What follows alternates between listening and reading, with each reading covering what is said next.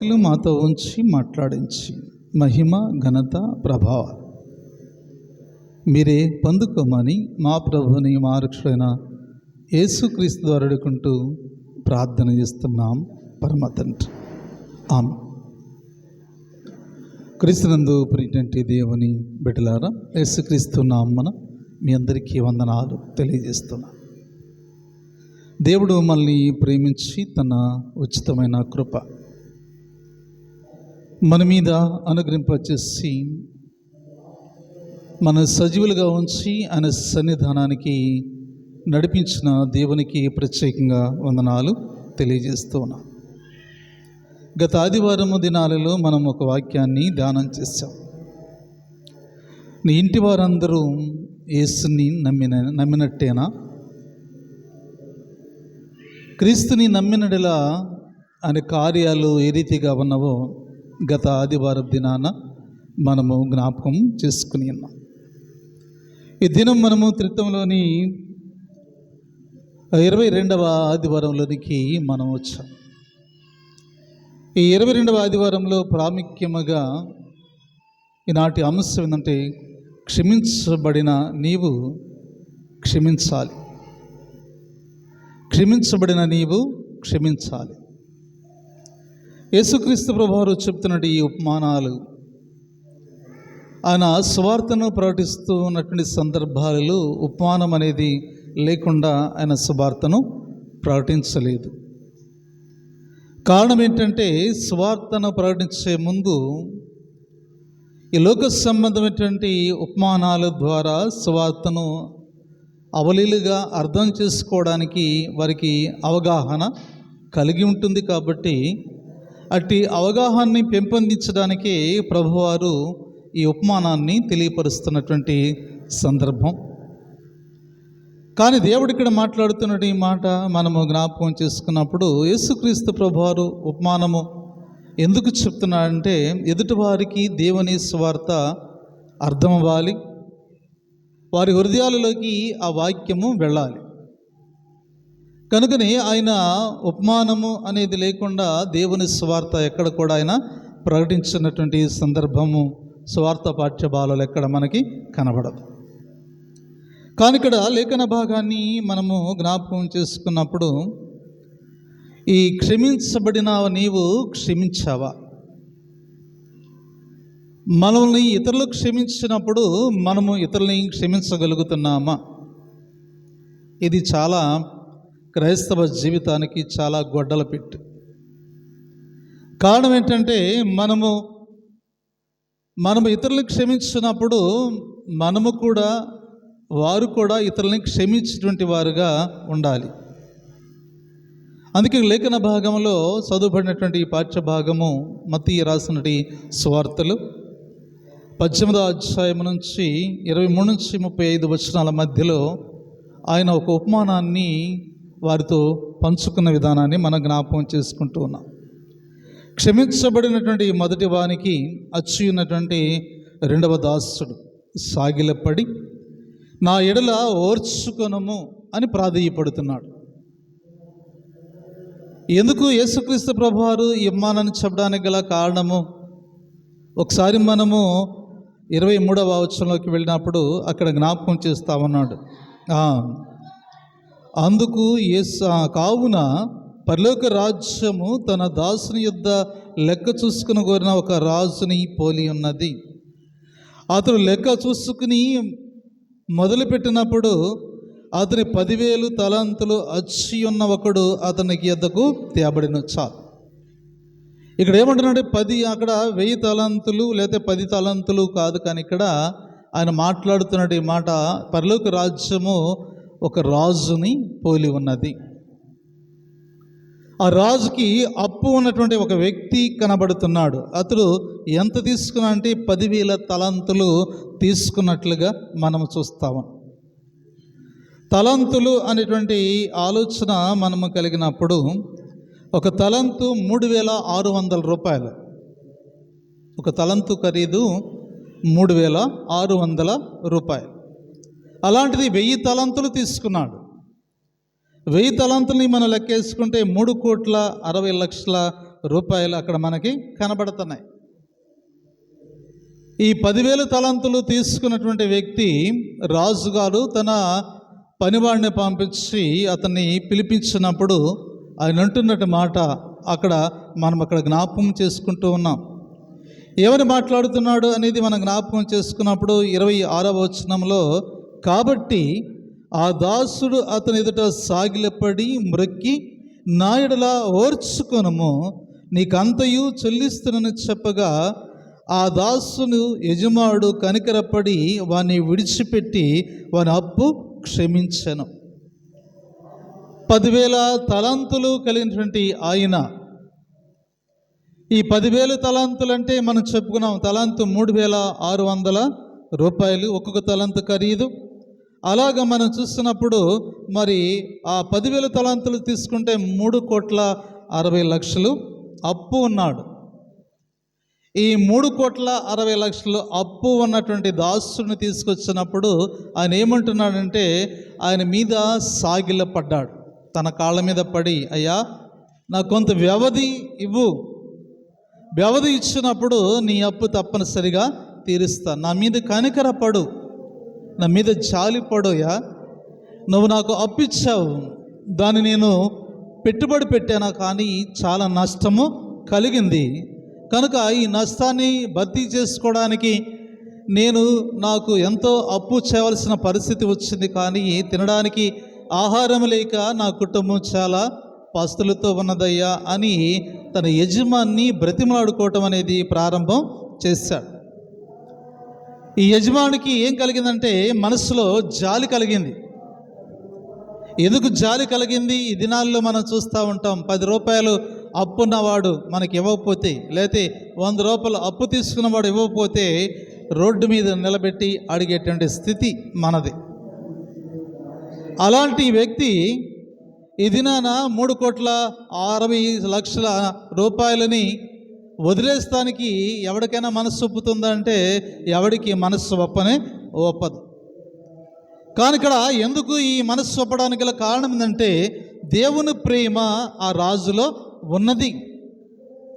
దేవుని ప్రేమ రాజులో ఉన్నది కాబట్టి దేవుని ప్రేమ కలిగి ఉన్నాడు కాబట్టి అతడు ప్రాధేయపడ్డాడు, అయ్యా నీ అప్పు తప్పనిసరిగా తీరుస్తాను, కాకపోతే నాకు కొంత వ్యవధి కావాలి, ఆ వ్యవధి వచ్చినప్పుడు తప్పనిసరిగా నేను తీరుస్తాను. ఇప్పుడైతే నా చేతిలో చిల్లి గవ్వ కూడా లేదు, నా బిడ్డలు భార్య పస్తులున్నారు, నేను దీనస్థితిలో నేను ఉన్నానయ్యా అని నా మీద కనికరపడని ప్రాధేయపడినప్పుడు అంట ఆ రాజుగారు అతని మీద కనికరపడి అతన్ని క్షమించి, ఇంకా నీవు నాకు ఏమీ అప్పు ఇవ్వక్కర్లేదు అని చెప్పి పంపించాడు. చూడండి, అతను ఎంత కృతజ్ఞత కలిగి ఉండాలో ఆ యజమానికి. ఒక రాజుకి ఆయన ఎంత కృతజ్ఞత కలిగి ఉన్నాడు అంటే అంత కృతజ్ఞత కలిగి ఉండాలి. ఎందుకంటే తన అప్పు 1 రూపాయి కూడా నీవు నాకు ఇవ్వద్దు అని చెప్పాడు. నీవు అసలు నాకు 1 రూపాయి ఇవ్వద్దు, నేను క్షమించి ఉన్నాను, కనుక నీవు ఇంటికి వెళ్ళిపో అని చెప్పాడు. 3,60,00,000 రూపాయలు ఆయన అప్పు ఇవ్వద్దని చెప్పి అతను క్షమించి వెనక్కి పంపించాడంటే, తన ఇంటికి పంపించాడంటే అతని మీద ఎంత కనికరమ కలిగి ఉన్నాడు. అతని స్థితిని బట్టి అతని మీద ఎంత జాలిపడి ఉంటాడో మనం ఒకసారి ఆలోచన చేసినటువంటి వారుగా మనం ఉన్నామని చెప్తున్నాం. అందుకే ఇక్కడ ఏమన్నాడంటే 18వ అధ్యాయంలో 26, 27 వచనాలు మనం చదువుకున్నప్పుడు మాట్లాడుతున్నాడు.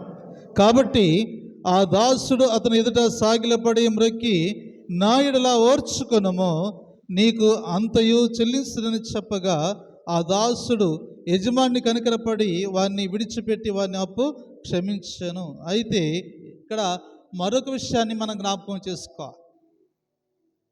నా యెడల నీ ఓర్చుకో అని చెప్పాడు ఆయన. అయ్యా ఈ తప్పు ఒకసారి ఓర్చుకో, ఇది నన్ను క్షమించు అని చెప్తున్నాడు. రాజుగారు ఇతను క్షమించాడు, కానీ ఈయన కూడా క్షమించాలి కదా ఇతరులని, అవునా కాదా? క్షమించాలి.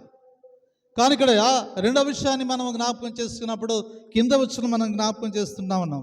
చూడండి ఒకసారి మనము 28వ వచనంలో, అయితే ఆ దాసుడు బయటకు వెళ్ళి తనకు 100 దీనారాలు అచ్చి ఉన్న తన తోటి దాసును ఒకరిని చూసి వాని గొంతు పట్టుకుని నీవు అచ్చి ఉన్నది చెల్లింపమనేను. చాలు.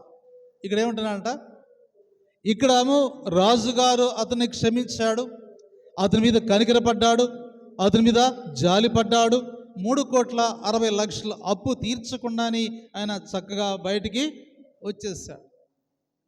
కానీ ఇతనికి ఎవరున్నారట? 100 ఏమన్నాడు ఇక్కడ? ఎంత అప్పు ఉన్నాడండి ఈయన?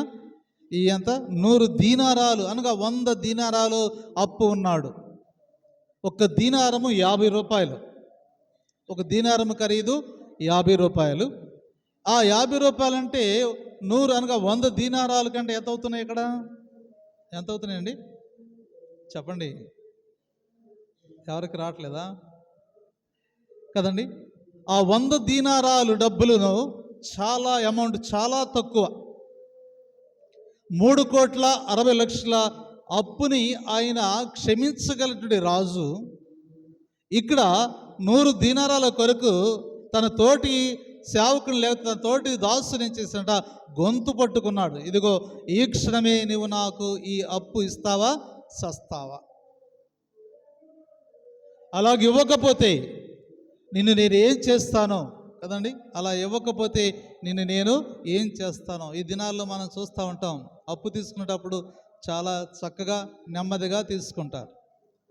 ఇచ్చేటప్పుడుగా ఇస్తాంలే కానీ ఎగ్గొడతామా అనేటువంటి స్థితి ఈ లోకంలో నడుస్తుంది. కానీ ఇక్కడ ఏమంటున్నాడంటే, ఇక్కడ పరిస్థితి కూడా అలాగే ఉంది. అనగా ఆ యజమానుడైన రాజు ఇతన్ని క్షమిస్తే ఇతన్ని తన తోటి స్నేహితుడిని క్షమించలేనటువంటి స్థితిలో ఆయన ఉన్నాడు. చూడండి, ఇక్కడ మనము ఒకసారి ఆలోచన చేద్దాం. మనము 29వ వచనాన్ని చదువుకుందాం. అందుకు వాడు తోటి దాసుడు సాగిలపడి నా ఎడల ఓర్చుకొనుము, నీకు చెల్లిస్తానని వారిని ఏడుకొన కానీ వాడు ఒప్పుకొనుక అచ్చి ఉన్నది చెల్లించే వరకు అతన్ని చెరసాలలో వేసెను. కాగా వాడు తోటి దాసుడు జరిగిన చూసి మిక్కిలి దుఃఖపడి వచ్చి జరిగినంతయో తన యజమానికి వివరంగా చెప్పాను. చూడండి, రాజుగారి దగ్గర ఉన్నటువంటి ఒక వ్యక్తి ఈ సంఘటన చూస్తూ ఉన్నాడు. ఈ సంఘటన చూస్తున్నాడు. ఎందుకంటే 1000 దీనారాలు కలిగినటువంటి వ్యక్తి, 1000 తలంతులు కలిగినటువంటి వ్యక్తి 1000 తలంతులు తీసుకున్నాడు. 10,000 తలంతులు తీసుకున్నాడు. 10,000 తలంతులు తీసుకున్న వాడేమో 3,60,00,000 అప్పున్నవాడేమో చక్కగా క్షమించబడి వెళ్ళిపోయాడు. మరలా ఆయనకి అప్చి ఉన్నటువంటి 100 తలంతులు కలిగిన వాడినేమో గొంతు పట్టుకుని ఆయన ఏం చేశాడంట, ఇబ్బంది పెట్టి చెరసాల్లో పడవేశారు. ఈ సంగతి రాజుగారు ఉన్న దాసునికి తెలిసి రాజుగారి దగ్గరికి వెళ్ళి చెప్తున్నాడు, అయ్యా ఇదిగో నీవైతే అతన్ని క్షమించావు, కానీ అతని తోటి దాసుని అతడు క్షమించలేకపోయాడు. కనుక ఇది ఎక్కడ న్యాయము అని రాజుగారితో చెప్పినప్పుడు రాజుగారు 30వ వచనంలో మాట్లాడుతున్నాడు. ఏమని 31వ వచనంలో అన్నాడు, కాగా వాని తోటి దాసును జరిగింది చూసి మిక్కిలి దుఃఖపడి వచ్చి జరిగినంతయో తన యజమానికి వివరంగా చెప్పిరి. అప్పుడు వాని యజమానుడు వాని పిలిపించి, చెడ్డదాసుడా, నీవు నన్ను వేడుకుంటేవి కనుక నీ అప్పంతయు క్షమించుతిని. నేను నిన్ను కరుణించిన ప్రకారము నీవు తోటి వాదసుని కరుణించవలసి ఉండిన కదా అని వానితో చెప్పాను. అందుచేత వాడు యజమానికి కోప్పడి తనకు అచ్చి ఉన్నదంతయు చెల్లించే వరకు మరి బాధపరచుడని వారికి అప్పగించాను. చూడండి, ఏం మాట్లాడుతున్నాడు ఇక్కడ ఈ కథలోని ఈ నీతి ఏందా అంటే మనం ఆలోచన చేస్తున్నప్పుడు యేసుక్రీస్తు ప్రభువారు ఎందుకు ఈ ఉపమానం చెప్పాడంటే, మీరు ఒకరిలా ఒకరు ఏం చేయాలన్నా క్షమాపణ గుణము కలిగి ఉండాలి.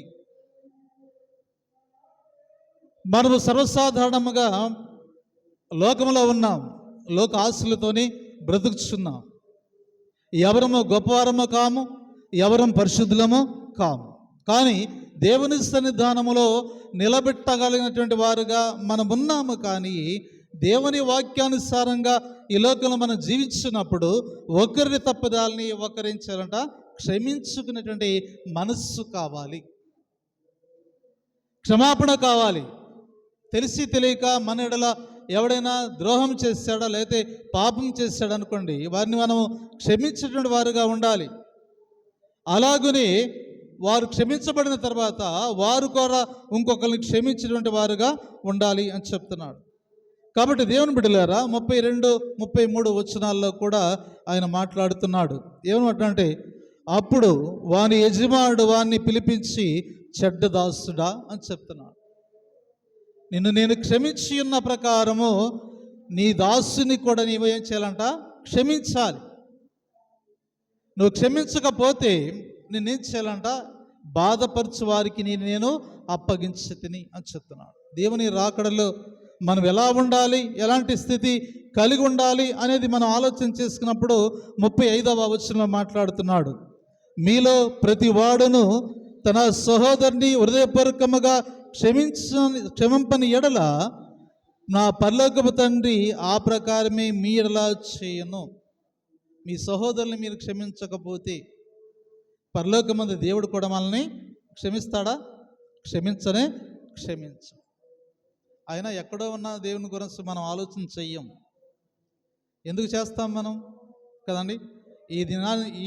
ఈ దినం బ్రతికితే చాలు, ఇలా బ్రతికితే చాలు అనుకుంటున్నాం తప్ప భయము భక్తి లేనిటువంటి స్థితిలో ఉన్నంత కాలము దేవుడు మన మొర ఆలకించడు.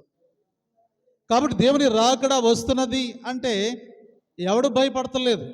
ఆ భయం అనేది మనసులో కలగట్లేదు.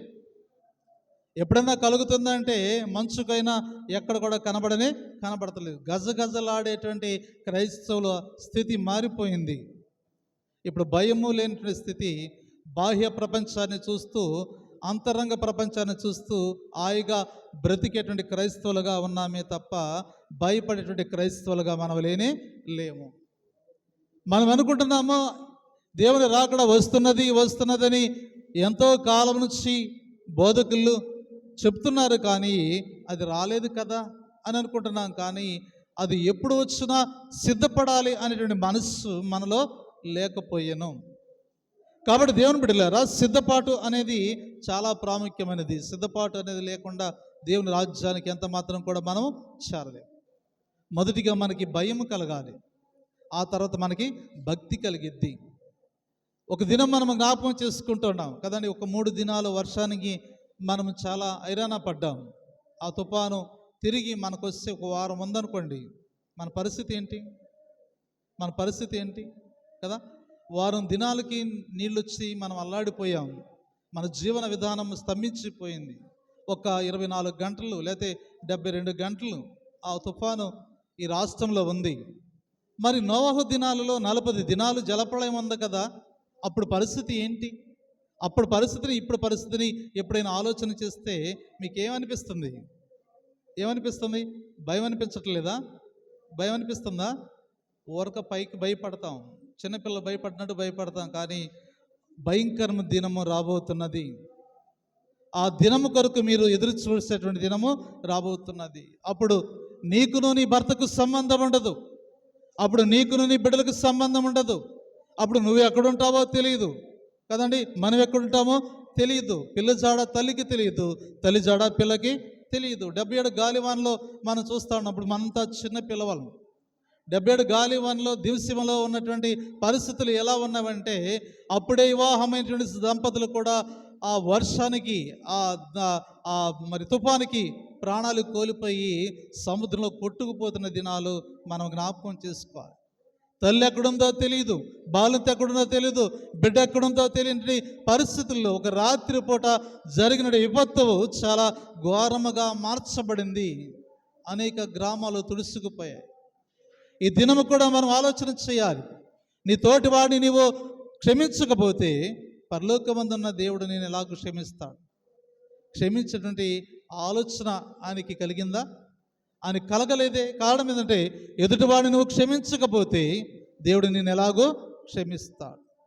కాబట్టి దేవుని బిడ్డలారా, 10,000 దీనారాలు అది అచ్చి ఉన్నటువంటి వ్యక్తి, 10,000 తలాంతులు అచ్చి ఉన్నటువంటి వ్యక్తి, 3,60,00,000 అప్పు నువ్వేమి కట్టద్దు వెళ్ళిపోయా అని క్షమించిన వ్యక్తి కదండి. 100 దీనారాల కొరకు ఆయన అతని బాధ పెట్టాడంటే వీడు ఎంత దుర్మార్గుడు ఒకసారి ఆలోచన చేయాలి. అందుకే అన్నాడు, నిన్ను వలె నీ పొరుగువాడిని ప్రేమించాలి.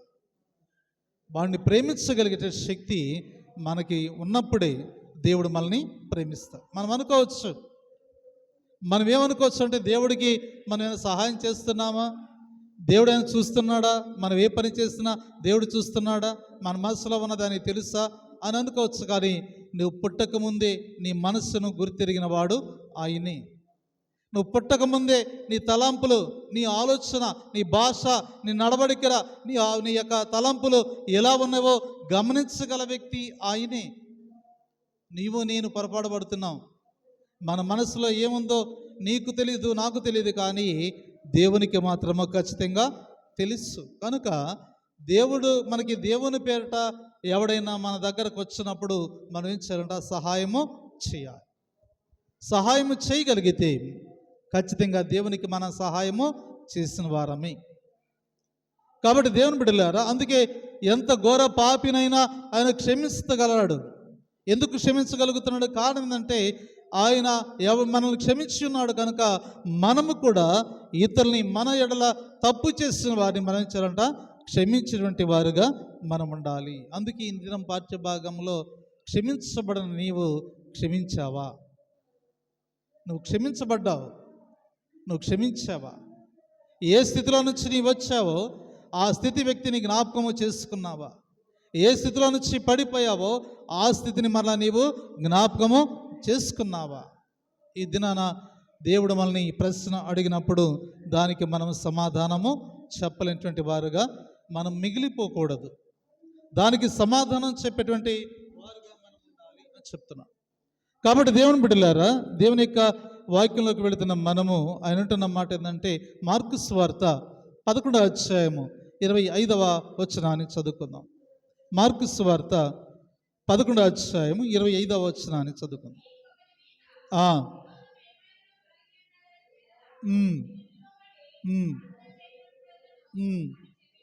చాలు కదండి. నీకెవడి మీదైనా విరోధముగా ఉన్న ఎడల ఏం చేయాలంట?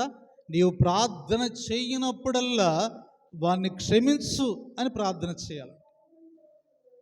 అని క్షమించాలి, నీ విరోధిని క్షమించాలి. నువ్వు క్షమించకుండా ప్రార్థన చేస్తే ఆ ప్రార్థన దేవుని సన్నిధికి చేరనే కదండి. మన పగస్తుడు ఎవడైనా మన్ని తిట్టినా లేకపోతే హీనంగా మాట్లాడినా మనం ప్రార్థనకి వెళ్తున్నాం, ప్రార్థన చేస్తున్న వారు ఏం చేయాలంట? ప్రభా, తెలిసి తెలియక నా ఎడల మాట్లాడి ఉంటాడేమో, క్షమించు నాయన, నేను కూడా ఆయన్ని క్షమిస్తున్నాను. నువ్వు ప్రార్థించినప్పుడల్లా ఈ మాటను జ్ఞాపకము చేసుకోవాలి. ప్రార్థన చేయనప్పుడల్లా నీ విరోధిని నీవేం చేయాలంట? క్షమించాలి. మత్తయి సువార్త 6వ అధ్యాయం 14-15 వచనాలు చదువుకుందాం. మత్తయి సువార్త 6వ అధ్యాయము అమ్మా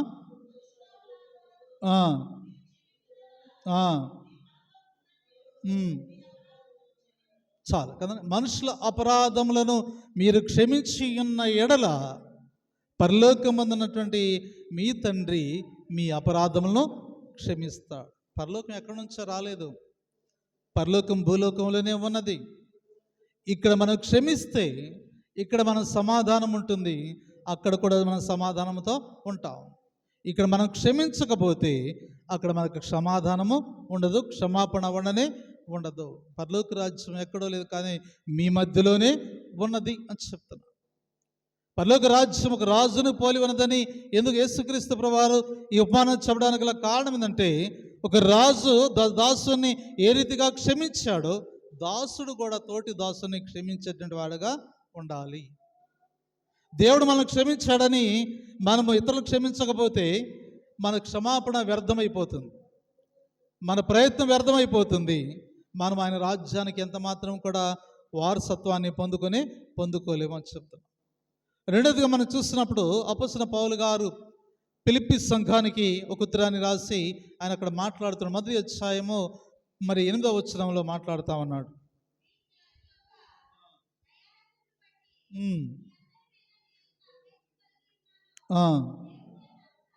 చాలు కదండి. ఇక్కడ పౌలు భక్తుడు మాట్లాడుతున్నాడు. ఏమని మాట్లాడుతున్నాడు? ఎప్పుడు క్షమించగలగాలి మనం? ఎప్పుడు క్షమించగలగాలండి? ఒకసారి ఎఫెసీయులకు రాసిన పత్రికలోకి వెళితే ఎఫెసీయులకు రాసిన పత్రిక 4వ అధ్యాయం 32వ వచనంలో చదువుకుందాం.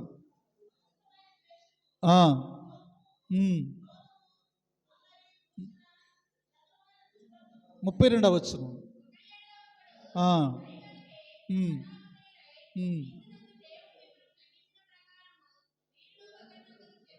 చాలు కదండి. ఎప్పుడు క్షమించాలి మనము? క్షమాపణ అనేది ఎప్పుడు వస్తుందంటే మన ఎడల అతడు పొరపాటు చేస్తున్నప్పుడు. దేవుడు ఏ రీతిగా మనల్ని క్షమించాడో ఆ రీతిగా మనము కూడా తోటి వారిని ఎందుకు క్షమించలేకపోతున్నాం అంటే దేవుని ప్రేమ మనలో ఉన్నదా లేదా అనేది మనం ఆలోచన చేసినప్పుడు దేవుని ప్రేమ నిజముగా మనలో లేనే లేదు. ఒకవేళ దేవుని ప్రేమ మనలో ఉంటే క్షమాపణ వెంటనే కలిగి ఉంటుంది. కాబట్టి దేవుని బిడ్డలారా, అందుకే ఆయన అన్నాడు, క్రీస్తు యేసు దయారసమును బట్టి క్రీస్తు యేసు దయారసము గలవాడు మనము దయగలిగి ఉండాలి. అప్పుడు మాత్రమే మనల్ని క్షమించగలుగుతాం. మనలో దయ అనేది లేకపోతే క్షమాపణ అనేది రాదు. మన హృదయం కఠినంగా ఉంటే ఇతరులను క్షమిస్తామా? క్షమించలేము. మన హృదయం దయ కలిగి ఉంటే ఇతరులను క్షమించగలుగుతాం. దయ అనేది చాలా ప్రాముఖ్యమైనది. దేవుడు దయా సంపూర్ణుడు కనుక ఆ దయను మనం పొందుకునేటువంటి వారుగా మనం ఉండాలి. లూకాసు సువార్త 4వ అధ్యాయం 22వ వచనాన్ని చదువుకుందాం. లూకాసు సువార్త 4వ అధ్యాయం 22వ వచనాన్ని. ఆమా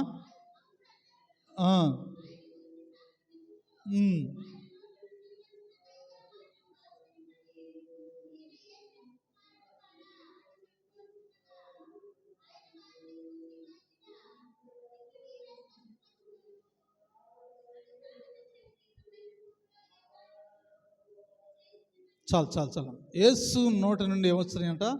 ప్రతి మాట దయగలిగిన మాటే వచ్చాయి. ఆయన ఎక్కడ కూడా దయలేని మాటలు చెప్పలేదు. ఎందుకంటే ఆయన దయగల మాటలే మనల్ని ఆదరిస్తున్నాయి. ఆ దయగల మాటలే మనల్ని రక్షణ మార్గంలోకి నడిపిస్తున్నది. ఆయన దయగల మాటలే రెండవ రాకడ కొరకు మనము సిద్ధపాటు కలిగి ఉంటున్నది అని చెప్తున్నాడు. అలాగే కీర్తనాకారుడు దావీదు కూడా మాట్లాడుతూ 45వ కీర్తన 2వ వాక్యం చదువుకుందాం. 45వ కీర్తన 2వ వాక్యం. నరుల కంటే నీవు అతి సుందరుడవై ఉన్నావు, నీ పెదవుల మీద దయారసము పోయబడి ఉన్నది. చాలమ్మ. అక్కడ ఏమన్నాడంట? నువ్వు నరుల కంటే నీవు అతి సుందరుడవై ఉన్నావు, నీ పెదవుల మీద దయారసము పోయబడి ఉన్నది అనగా నిలువెల్లా దయ కలిగినటువంటి దేవుడుగా ఆయన ఉన్నాడు. కాబట్టి దేవుని బిడ్డలారా, ఆయన దయగలిగిన దేవుడుగా ఉన్నాడు కనుక ఆయన క్షమించి ఉన్న ప్రకారం మనం కూడా ఒకరినొకరు ఏం చేయాలంట? క్షమించుకునేటువంటి వారుగా మనం ఉండాలి అని చెప్తున్నాడు. రాజు అయితే అతను క్షమించాడు. 10,000 దీనారాలని తీసుకున్నటువంటి వ్యక్తిని ఆయన క్షమించాడు. కానీ 100 తలంతులు తీసుకున్నటువంటి వ్యక్తిని క్షమించలేనటువంటి వాడుగా ఈ దాసుడు ఉన్నాడు. అంటే మనము కూడా అలాగున్నామేమో. అలాగ ఉన్నవాడైతే దేవుని యొక్క రాజ్యంలోనికి ఎంత మాత్రము కూడా వారసుడుగా ఉండడు అని చెప్తున్నాడు. దయగలను దేవుడు ఏం చేస్తాడంటే కొద్ది నిమిషాల్లో మరణిస్తాడని తెలిసి కూడా ఇతరుల కొరకు ప్రార్థన చేసిన సందర్భాలు మనకు ఉన్నాయి. లూకాసు వార్తలోకి ఒకసారి వెళితే లూకాసు వార్త 23వ అధ్యాయం 34వ వచనాన్ని చదువుకుందాం. లూకాసు వార్త 23వ అధ్యాయం 34వ వచనాన్ని.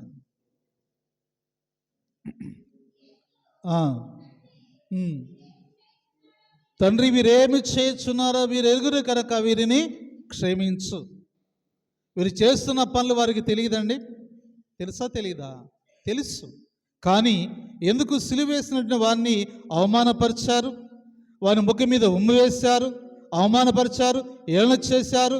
అయినా కానీ కొద్ది నిమిషాల్లో ఆయన చనిపోతాడని తెలిసి కూడా వారి కొరకు ప్రార్థన చేశాడంటే ఆ మనస్సు ఎవరిది అంటే అది దేవునిది. అలాంటి దయగల మనస్సు కావాలని కోరుకుంటున్నాడు. ప్రతి వ్యక్తిలోనూ ప్రతి విశ్వాసలోనూ దయగల మనస్సు కలిగి ఉంటే దేవుడు మనల్ని క్షమించి ఉన్న ప్రకారము మనము కూడా ఇతరులను క్షమిస్తాం. అలా క్షమించకపోతే మనం క్రైస్తవం కానే కాం. క్రైస్తవం కాం. మరి ఎందుకండి ఇంత అసూయ వస్తుంది? క్రైస్తవులకు ఇంత ద్వేషం వస్తుంది? ఇన్ని ప్రతీకారాలు ఎందుకు వస్తున్నాయి? ఒక కుటుంబంగా క్రైస్తవ కుటుంబంగా ఉన్న వాళ్ళకి మీద ఎందుకు ఇన్ని ఇబాదాలు వస్తాయంటే ఇవన్నీ కూడా మనం ఎదిగే కొలది సాతాను మనల్ని ఏం చేస్తాడంట, తనను లోబర్చుకోవడానికి తోటి విశ్వాస మీద ఏం చేస్తాం, అసూయ పడతాం. తోటి విశ్వాస మీద అదేం చేస్తాం, కోపపడతాం. ఇవన్నీ కూడా సంఘములో సర్వసాధారణంగా ఉండడానికి గల కారణం ఏంటంటే మన బలహీనత. సాతాను దాన్ని ఆయుధముగా మలుచుకుని తోటి సహవాసులతోనూ తోటి విశ్వాసులతోనూ అది గొడవకి దారి తీయడానికి సిద్ధపడుతున్నది. కనుకని దాన్ని మన హృదయంలోనికి రానివ్వకుండా ఉండాలంటే మనం బలమైన ప్రార్థన చేయాలి, తగ్గింపు ప్రార్థన చేయాలి. కానీ ఒక మాట మనం అన్నారు, పడదాం, వారిని క్షమిద్దాం. కానీ దేవుడు వారిని కూడా క్షమిస్తాడు. కారణం ఏంటంటే నువ్వు ఏ కొలత అయితే కొలుస్తావో పరలోకమందు దేవుడు ఖచ్చితంగా అదే కొలత కొలుస్తాడు. ఆ కొలత తప్పనిసరిగా ఉంటుందని మనం ఎవ్వరూ మర్చిపోకూడదు. బైబిల్ చెప్తున్న మాటలు అబద్ధాలు కావు. ఎందుకంటే అవి సత్యాలు, అవి నెరవేరడానికి సిద్ధముగా ఉన్నవి. భూలోకంలో మనము ఏది బంధిస్తామో పరలోకంలో ఆయన బంధిస్తాడు కదండి. బంధిస్తాడా లేదా? బంధిస్తాడు. పరలోకంలో మనం భూలోకంలో ఏది ఎత్తుతామో పరలోకంలో ఆయన అది ఎత్తుతాడు. కాబట్టి దేవుని బిడ్డలారా, దేవుని యొక్క వాక్యంలో వింటున్నటువంటి మనము రాకడ కొరకు మనము కనిపెట్టుకుని ఉండాలి, ఎదురు చూడాలి. ఎందుకంటే రాకడ ఆషామాషగా వచ్చే రాకడ కానీ కాదు. మనం అనుకోవచ్చు భయం లేని భక్తుల్లాగా ఉన్నాం మనం కదండి. ఏదో ఒక దినాన ఖచ్చితంగా మీరు భయపడే దినం రాబోతున్నది కదండి. ఏ క్షణంలో ఏమైపోతామో తెలియదు. రోగము ఎప్పుడు వస్తుందో తెలీదు, బలహీనత ఎప్పుడు వస్తుందో తెలీదు, ఎప్పుడు ప్రాణం పోతుందో తెలీదు, ఎప్పుడు సంతోషంగా ఉంటామో తెలీదు, ఎప్పుడు ఏడుస్తామో తెలీదు. క్షణకాలంలో ఉన్నటువంటి ఈ జీవితం కొరకు ఆరాటపడుతున్నాం. కానీ ఈ జీవితము దేవుడిచ్చింది, దేవునికి అర్పణగా అర్పించాలి. దేవుని సన్నిధానంలో ఆయన కొరకు సిద్ధపడాలి. ఆయన వాక్యాన్ని వినాలి. ఈ వాక్యాన్ని నీవు 10 మందికి పంచాలి. 10 మందికి ఎప్పుడైతే పంచుతామో నీ సువార్తను ప్రకటించేటువంటి వారి యొక్క పాదాలు సుందరమైనవి. దేవుడు నీ గురించి పరలోకమందు సాక్షిగా ఆయనే నీ గురించి సాక్ష్యం చెప్తాడు.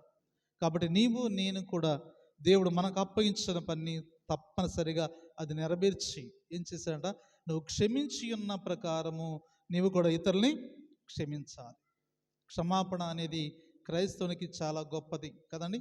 క్షమాపణ, ప్రేమ, సహవాసం, సమాధానం ఇవన్నీ కూడా లేకపోతే అవన్నీ మనం వ్యర్థులమే. చివరిగా ఆయన అంటున్నటువంటి మాట మనం ఒకసారి చూస్తాం. ఏమంటే ఆయన అంటున్నటువంటి మాట ఏంటంటే మీలో ఎలాంటి ఫలాలు ఫలించాలి. ఎలాంటి ఫలాలు ఉన్నాయి? గల్తీలు రాసిన పత్రికలో మనకు తెలుసు కదా ఎన్ని ఫలాలు ఉన్నాయి. 9 ఫలాలు ఉన్నవి. ఎక్కడ ఏముండే ఎక్కడ ఒకసారి మనం వెళదాం అక్కడికి. అమ్మా చదవండి. గల్తీలు రాసిన పత్రిక 5వ అధ్యాయం 22వ వచనం. ప్రేమ, సంతోషము, సమాధానము, దీర్ఘశాంతము, దయాళత్వము, మంచితనము, విశ్వాసము, సాత్వికము, ఆశా నిగ్రహము ఇవి కలిగి ఉంటే మనం అందరినీ క్షమిస్తాం. ఇవి కలిగి లేకపోతే ఎవరిని క్షమించలేము, ఎవరిని విడిచిపెట్టాం కదండి. తాజుపాము పగ ఎలా ఉంటుందో మన జీవితాల్లో పగ అలా ఉంటుంది. తాజుపాముకి కూరలో ఉంటుంది, మనిషికి నిలువెల్లా విషం ఉంటుంది. అలాంటి విషమైనటువంటి మనుషులుగా మనం ఉండకూడదు. దయారసము కలిగిన వారమై దయాళత్వము కలిగినటువంటి మనుషులుగా మనం ఉంటే దేవుడు మనల్ని క్షమిస్తాడు. మనం ఇతరులను క్షమించినప్పుడు దేవుడు మనల్ని క్షమిస్తాడు. పరలోక రాజ్యానికి నీవు నేను ప్రవేశించాలంటే నీ తోటి వారిని నువ్వు క్షమిస్తే దేవుడు నిన్ను క్షమించి ఆ రాజ్యానికి వారసులుగా చేస్తాడు. అలా చేయడానికి పరిశుద్ధాత్మ దేవుడు సహాయం చేసి నడిపింపచేయనుగాక. సమస్త జ్ఞానము ఇచ్చిన దేవుని సమాధానము యేసుక్రీస్తు వలన మీ హృదయములకు మీ తలంపులకు కావలి యుండునుగాక.